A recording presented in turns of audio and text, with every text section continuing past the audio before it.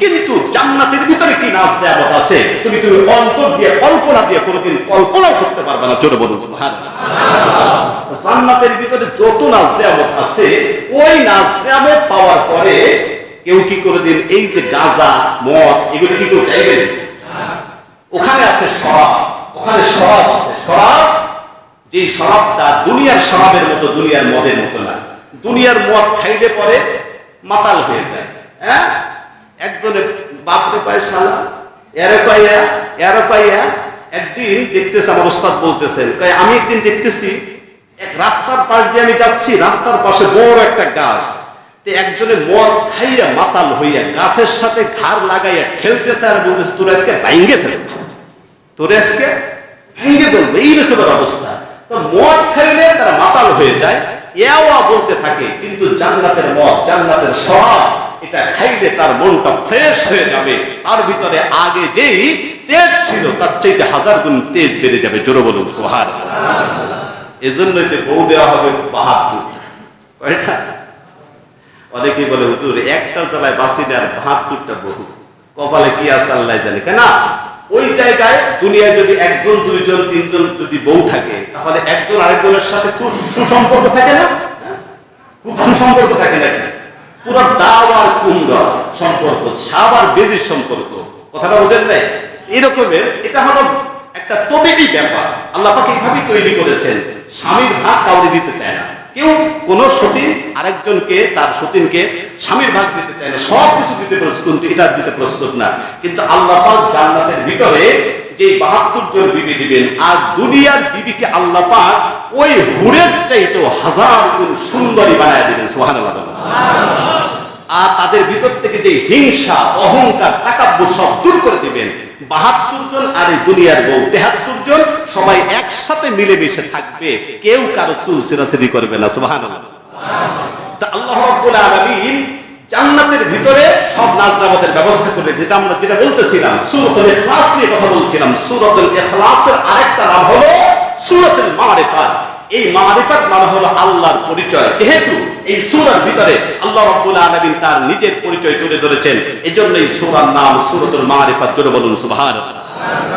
আমার মুসলমান ভাইয়েরা গভীর মনোযোগ, এই সূরাতুল ইখলাস আমরা কেন তেলাওয়াত করেছি এর কারণটা হলো, বন্ধুরা আমার, আল্লাহ রাব্বুল আলামিন আমাদের জন্য এই ছোট্ট একটা সূরা নাযিল করে দিয়েছেন, কিন্তু এর ফজিলত কি আমরা জানি না, তাই আমল করতে পারি না।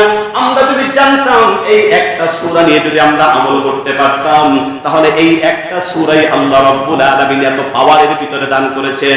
একটা সূরার উপরে আমল যদি আমরা করতে পারি, এই কারণে কিয়ামতের দিন আল্লাহর জান্নাত আমাদের উপরে ওয়াজিব হয়ে যাবে। এক নম্বর কথা হলো, রাসূল করিম সাল্লাল্লাহু আলাইহি ওয়াসাল্লামের কাছে একজন ব্যক্তি এসেছে রাসূল করিম সাল্লাল্লাহু আলাইহি ওয়াসাল্লামের কাছে। আসার পরে গ্রাম্য ব্যক্তি, তাদের কিন্তু আচার ব্যবহারটা একটু সোজা টাইপের হয়, একটু রুক্ষ সূক্ষ্ম এরকম হয় না, একটু দেখা যায় শক্ত টাইপের হয়। আসার পরে ভাষার ভিতরে শালীনতা একটু কম থাকে, কারণ তারা তো খুব শিক্ষিত হয় না, যার কারণে ভাষাটাও একটু শক্ত হয়, ভাষাটা একটু সোজা হয়, সোজা টাইপের হয়। তো একজন গ্রাম্য ব্যক্তি, তিনি সাহাবী, ইসলাম ধর্ম গ্রহণ করেছেন, তিনি আল্লাহ রাসূলের কাছে এসে বলতেছে, মুহাম্মদ সাল্লাল্লাহু আলাইহি ওয়াসাল্লাম, তোমার কাছে যে দেওটা আসে না, যে জিন, বড় দত্ত বলে না, দেও বলে না, যে দেওটা তোমার কাছে আসে আর তোমার যে গীত আর গান শোনায়, ওইটা একটু শোনার জন্য তোমার কাছে আসতে, আর একটু শোনাও। কথা বুঝেন নাই? আল্লাহ রাসূল সাল্লাল্লাহু আলাইহি ওয়াসাল্লামের কাছে কি জিন আসে? জোরে বলেন। দেও আসে? দত্ত আসে? আসে কে? সমস্ত ফেরেশতাদের সরদার হযরত জিবরিল আলাইহিস সালাম। সুবহানাল্লাহ বলেন। কিন্তু গ্রাম্য সাহাবী এসে বলতেছে, তোমার কাছে যে দেও আসে না, তা আসার পরে তোমার যে গীত শোনায়, গীত গান যেগুলো শোনায়, আল্লাহ রাসূল কি গান শোনায় নাকি? কি শোনায়? জোরে বলুন। কোরআনুল কারীম শোনায়। সুবহানাল্লাহ বলেন। এটা কার কালাম? কার কথা? এখন রাসূল করিম সাল্লাল্লাহু আলাইহি ওয়াসাল্লাম তিনি তো বুঝতে পারছেন কি বলতে চায়। তখন আল্লাহ রাসূল সাল্লাল্লাহু আলাইহি ওয়াসাল্লাম তিনি আস্তে করে বলতেছে, দেখো আমার কাছে কোনো দেও দানব আসে না, আমার কাছে আসে সমস্ত ফেরেশতাদের সরদার হযরত জিবরিল আলাইহিস সালাম। আর তিনি আমাকে কোনো গীত আর গান শোনান না, তিনি শোনান আল্লাহ পাকের কথা, আল্লাহ পাকের কালাম, আল কোরআনুল কারীম। সুবহানাল্লাহ।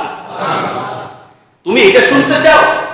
এই মাত্র অল্পক্ষণ পূর্বে আল্লাহ রাব্বুল আলামিন একটা সূরা নাযিল করেছেন, তা'দিলু সূরাতুল কুরআন, তা'দিলু সূরাতুল কুরআন।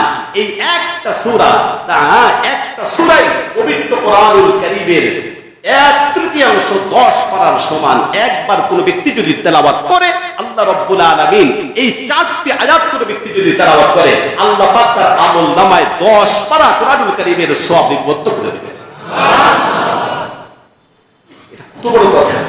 যদি সূরাতুল ইখলাস আমাদের কার মুখস্থ নেই, তো কেউ যদি একবার তেলাওয়াত করে, আল্লাহ পাক কোরআনুল কারীমের 1/3 10 পারার সমান কোরআনুল কারীমের তেলাওয়াতের সওয়াব আল্লাহ পাক দান করে দিবেন।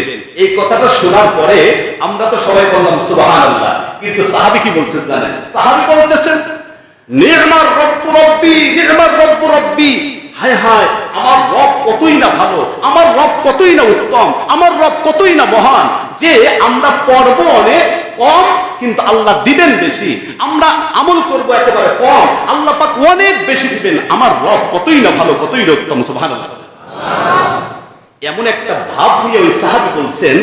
তখন অন্যান্য যে সমস্ত সাহাবায়ে কেরাম আছে, আল্লাহ রাসূল সাল্লাল্লাহু আলাইহি ওয়াসাল্লাম তাদের দিকে লক্ষ্য করে বলছেন, দেখছো সাহাবী যদিও গ্রাম্য একজন সাহাবী, কিন্তু কোরআনুল কারীমের এই মর্যাদা, এই সূরার মহত্ব আর মর্যাদা, তার ভিতরে ঢুকছে কিভাবে, এই কোরআনুল কারীমের তাফসীরটা বুঝছে কত সুন্দর, কত সুন্দরভাবে সে বুঝছে।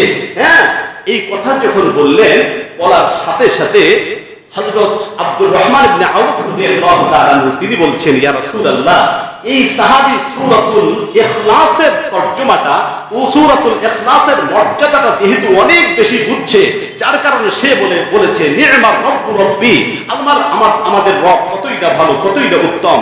আমি খুশি হয়ে আপনি যদি অনুমতি দেন, তাহলে আমার একটা গাভীন উটনি আছে, আপনি যদি অনুমতি দেন আমি তাকে একটু পুরস্কৃত করতে চাই, আমি তাকে ইনাম দিতে চাই, পুরস্কৃত করতে চাই, আপনি যদি আমাকে অনুমতি দিতেন আমার গাভীন উটনির তাকে দিয়ে দিয়ে। আল্লাহ রাসূল সাল্লাল্লাহু আলাইহি ওয়াসাল্লাম বললেন, হ্যাঁ যাও, অনুমতি দিলাম।